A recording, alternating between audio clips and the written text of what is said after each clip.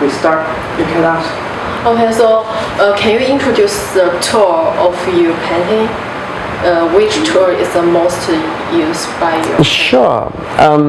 Well, there's a couple of aspects to this. First of all, when I approach a painting, I usually try to always include a brush or two that I don't normally use to give myself a bit of a challenge. So let's talk about the tools that I'm... Sorry. Oh. Does that look better?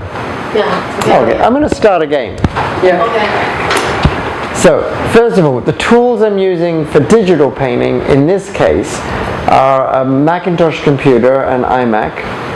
I'm using a software called Corel Painter 2015, fabulous software, and I'm using a Wacom Intuos Pro tablet, pen tablet, with a stylus, a pen.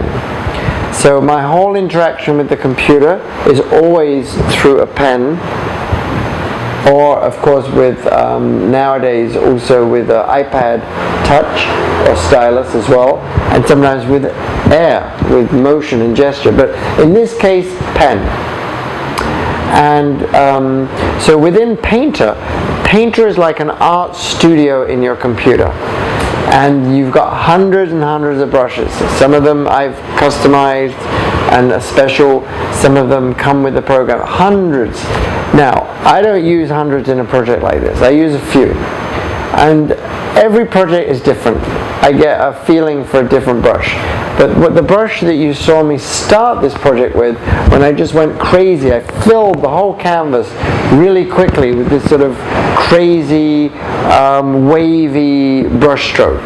And that was a brush called Modern Art in a Can.